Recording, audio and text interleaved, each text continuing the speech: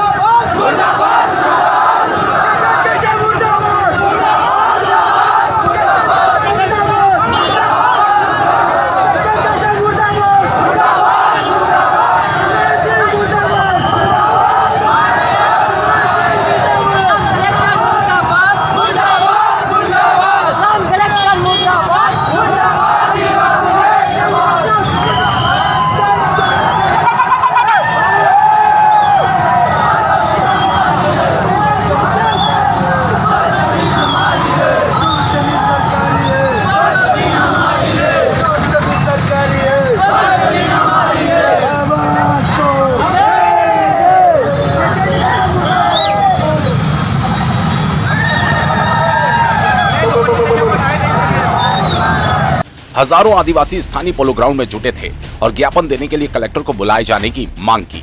3.5 घंटे बाद कलेक्टर पहुंचे, ज्ञापन लिया और चले गए।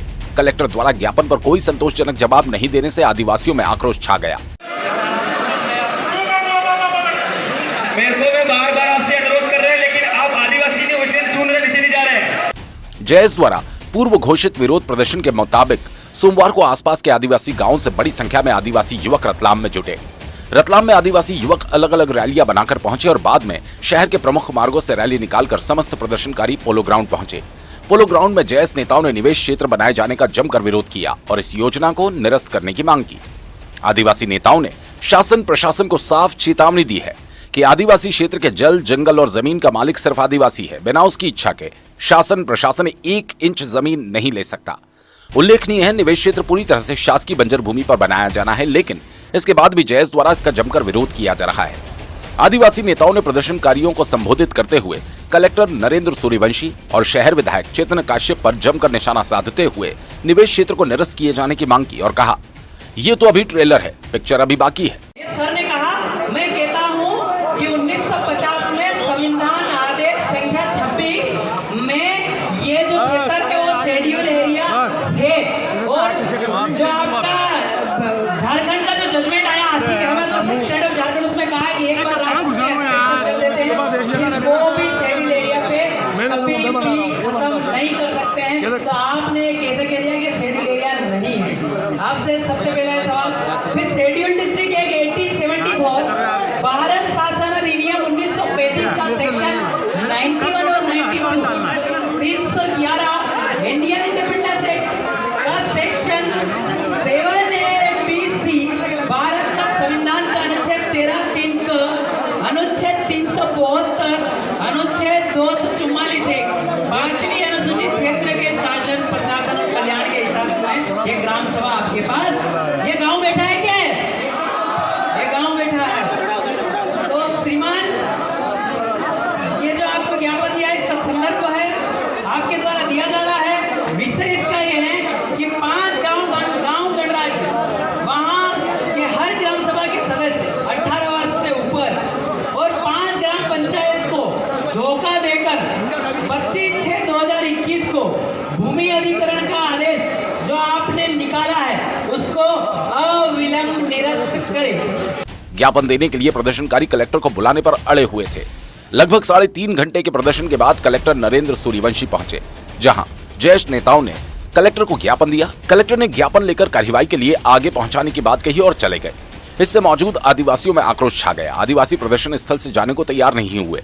आदिवासियों की मांग है कि कलेक्टर यहां स्पष्ट जवाब दे कि जमीन अधिग्रहित नहीं की जाएगी। जयेश के प्रदर्शन को देखते हुए शहर में भारी पुलिस बंदोबस्त किया गया। प्रशासन ने विरोध प्रदर्शन के पहले ही शहर में धारा 144 लागू कर दी थी। पूरे पोलो ग्राउंड और आसपास के इलाकों में भारी पुलिस बल तैनात किया गया है। उसके बारे में बोलना चाहता हूँ कि विधायक है कि उद्योगपति है। अगर वो उद्योगपति है तो विधायक कैसे, और विधायक है तो उद्योगपति कैसे? और रतलाम शहर का वो विधायक है और जमीन मांग रहा ग्रामीण क्षेत्रों में। तेरे बाप का राज है क्या? और वो रतलाम शहर के सभी जितने भी शहरवासी हैं, चाहे वो आदिवासी है चाहे वो गैर आदिवासी है, उनको भी मैं कहना चाहता हूँ ये नेता नहीं है, ये व्यापारी है। अभी हमारे पे नजर है इसकी, कल तुम्हारे पे भी नजर आएगी। और यहाँ पर 144 लगाई गई है। हम लोगों को बोलेंगे, ये पुलिस प्रशासन भी यहाँ पर मौजूद है, हमको 8 दिन से फोन लगा रहे, तुम कहाँ रहते हो? मैंने तो अपने बाप का भी नाम बता दिया, मेरे बाप का नाम मैं क्यों छुपाऊं, मेरे गांव का नाम क्यों छुपाऊं? जितनी धारा में केस दर्ज करना चाहते हो कर लीजिए, ये सिर्फ होके करेंगे। लेकिन अगर 144 उल्लंघन की कार्रवाई अगर हम पर होती है तो पहली कार्रवाई यहाँ के कलेक्टर पर होना चाहिए, क्योंकि 144 का उल्लंघन सबसे पहले यहाँ के कलेक्टर और एसपी ने किया है। तुमने 144 लगा और तुम क्यों भीड़ में घूम रहे हो? तुम क्यों लोगों को बोल रहे हो कि इनके बहकाव में मत आना, इनके वाये मत लगना? बोला कि नहीं बोला? और आप सभी रतलाम वासियों को मैं कहना चाहता हूँ, जिले वासियों को, ये सिर्फ तुम्हारी जमीन नहीं जा रही है, मैं भी एक आदिवासी समाज का बेटा हूँ, मेरी भी जमीन जा रही है।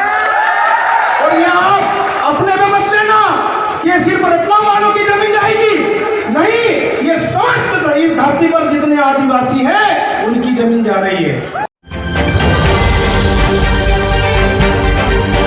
रतलाम जिले के रावटी थाना क्षेत्र अंतर्गत एक वीडियो सोशल मीडिया पर तेजी से वायरल हो रहा है, जिसमें एक युवक को भीड़ में कुछ लोग जमकर पीट रहे हैं।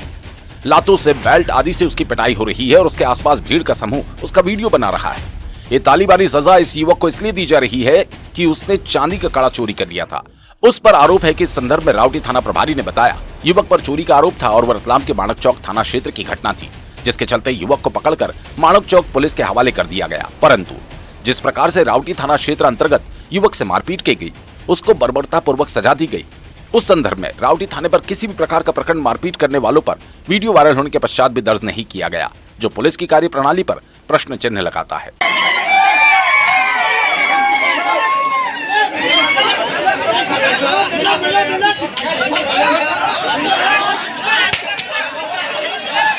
भाई गाड़ी मांगी जाएगा, गाड़ी साइड में कर ले।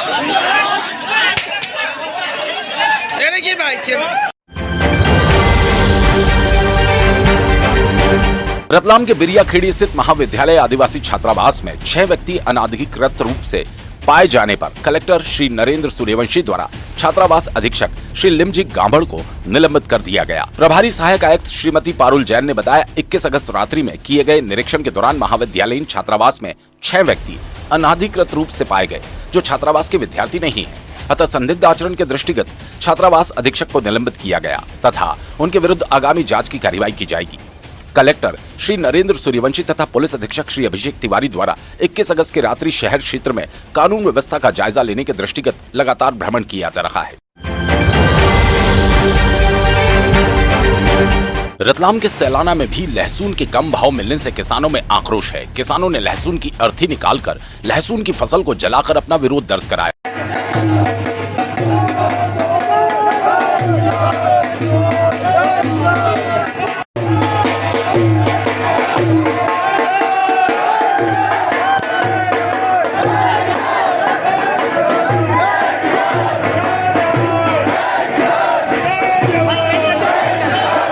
किसानों ने अपनी लहसुन की फसल के दाम बढ़ाने की मांग को लेकर एक ज्ञापन भी दिया।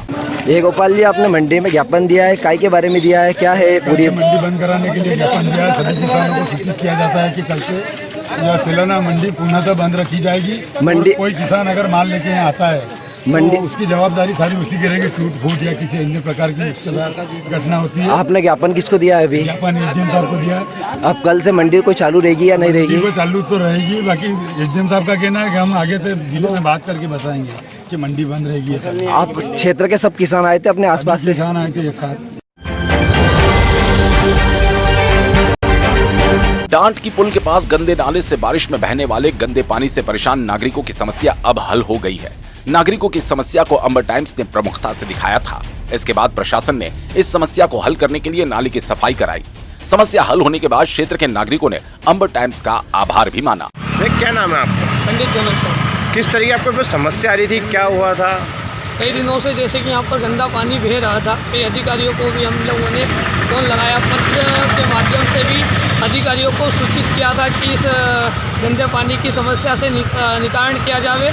और जैसे कि जानते हैं सभी, यहाँ पर काफ़ी प्राचीन मंदिर है और मंदिर में कई श्रद्धालु सावन के महीने में अति से अधिक श्रद्धालु आते हैं। और उन श्रद्धालुओं के सबसे पहली समस्या यह थी कि वो नहा धोकर स्वच्छ होकर घर से मंदिर के लिए दर्शन के लिए आते थे, और आते वक्त कई गाड़ी का जब गंदा पानी या रोड पर बहता रहता था, और रोड पर बहने के बाद उनके कपड़ों पर या उनके ऊपर छींटे आ जाते थे, तो वो अपने आप को कहीं न कहीं अशुद्धि महसूस करते थे, क्योंकि मंदिर में आता था, रोड का गंदा पानी निकलता था। कई बार अधिकारियों को हमने इस बारे में सूचना दी गई, परंतु अधिकारी ने सूचना को देखा ही नहीं, समझा ही नहीं। फिर हमने अंबर टीवी न्यूज़ को फ़ोन लगाया और न्यूज़ के माध्यम से हमने इसकी न्यूज़ बनवाई। अंबर टीवी का बहुत बहुत सबसे पहले धन्यवाद करना चाहते हैं कि अंबर टीवी के द्वारा यहाँ पर कुछ काम हुआ और काम अच्छा हुआ, कि नाले की बहुत अच्छी सफाई हुई है। सफाई होने के बाद अंबर टीवी के माध्यम से अंबर टीवी ने किन अधिकारियों को फ़ोन लगाया और उन्होंने आकर यहाँ पर देखा तो यहाँ पर सफाई हुई है और सफाई काफ़ी अच्छी हुई है। एक बार पुनः वापस से अंबर टीवी को हम बहुत बहुत धन्यवाद देते हैं कि इन्होंने अधिकारियों को सूचित किया और हमारे कार्य को पूर्ण किया। डीआरएम साहब से भी इस बारे में अंबर टीवी में चर्चा की थी और उन्होंने अभी तक इस समस्या का निवारण करने के लिए अधिकारियों को बोल चुके हैं। लगता ही है कि जल्द से जल्द इस समस्या का निराकरण होगा।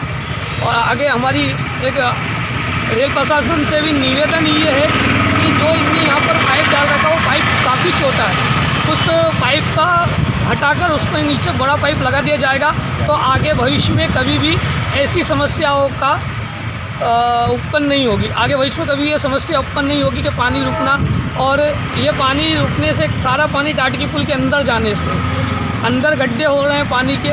अभी कल अंबर टीवी का ही असर था कि रोड के गड्ढे वापस पुनः भर दिए, परंतु जो गड्ढे बढ़े वो अभी संतुष्टिपूर्ण नहीं बढ़े, आधे बढ़े और आधे नहीं बढ़े।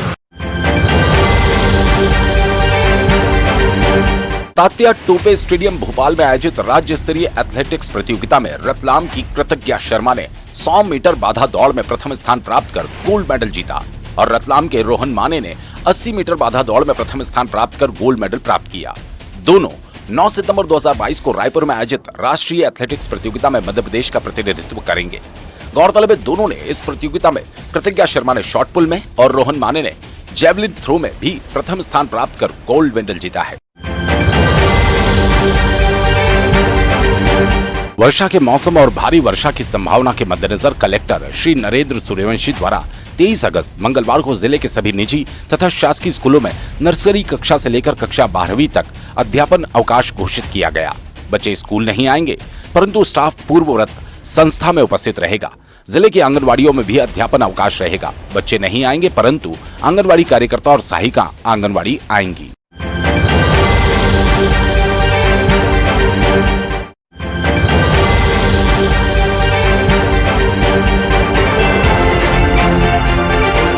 आप देख रहे हैं अंबर टाइम्स।